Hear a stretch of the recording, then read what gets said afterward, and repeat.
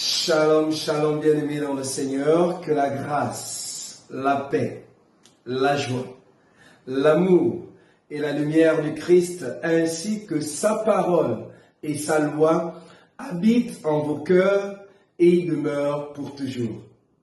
Rendons grâce au Seigneur, qui renouvelle en chacun d'entre nous son souffle de vie. Bénissons-le. En ce 22e dimanche du temps ordinaire de l'année liturgique B. Disons-lui notre gratitude, notre reconnaissance, parce qu'il nous ouvre à notre méditation dominicale qui porte le titre de « Pratique la loi et la parole de Dieu et tu vivras ». Bien-aimés dans le Seigneur, il nous souviendra que dimanche dernier, nous étions confrontés à un choix, ou de servir le Seigneur, ou de servir nos traditions, nos idoles, quelle qu'en était la forme. Et nous vous invitions à choisir de servir le Seigneur. Mais peut-on seulement choisir de servir quelqu'un, un être, sans être proche de cet être, au point d'écouter ce qu'il nous commande pour mettre cela en pratique? Nous croyons bien que non.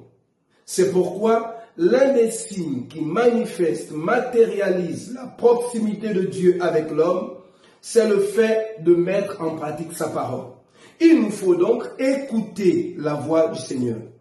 Mais ici, en ce dimanche, le Seigneur veut nous faire dépasser le stade de l'écoute pour l'écoute. Dans l'évangile de Marc, l'évangile du jour, nous voyons comment les pharisiens essaient de piéger Jésus relativement à ses disciples. Pourquoi tes disciples ne jeûnent-ils pas? Pourquoi ils ne se lavent-ils pas les mains avant de manger? Ils mangent avec les mains impures, etc. Cet évangile met un accent particulier sur la relation du cœur avec Dieu. Nous mettons un accent sur l'extérieur plutôt que sur l'intérieur. Nous écoutons la parole de Dieu de manière extérieure plutôt qu'à partir de notre cœur. Alors l'évangile d'aujourd'hui, dans l'évangile d'aujourd'hui, Jésus lui-même dit, ce peuple, il reprend un texte d'Isaïe, ce peuple m'honore des lèvres, mais son cœur est loin de moi. Et Jésus veut nous inviter à comprendre que ce n'est pas ce qui est extérieur à l'homme qui le rend impur, mais c'est ce qui est intérieur, ce qui sort de lui, c'est ce qui le rend impur. Prenons un exemple simple. Si quelqu'un t'injurie, il te dit tout et n'importe quoi. Si tu ne réagis pas, en quoi est-ce que tu auras péché? En rien. Mais si quelqu'un t'injurie, te dit tout et n'importe quoi, et toi tu cherches à rendre, tu commences par injurier, tu commences à dire tout et n'importe quoi, ça te vient du dédain.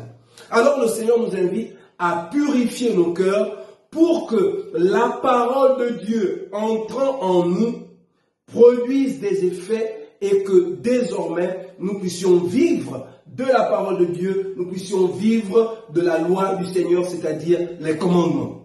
Alors prions les uns pour les autres. Demandons au Seigneur la grâce de mettre en pratique sa parole. La grâce que cette parole purifie nos cœurs, purifie notre être, afin qu'à notre tour, nous soyons la parole de Dieu par nos paroles, nos pensées, nos actes au quotidien, pour sa plus grande gloire. Et le salut de chacun d'entre nous, loué soit Jésus-Christ à jamais. Que le Seigneur vous bénisse et vous accorde de passer un fructueux dimanche, lui qui est Père, Fils et Saint-Esprit. Amen. Soyez bénis.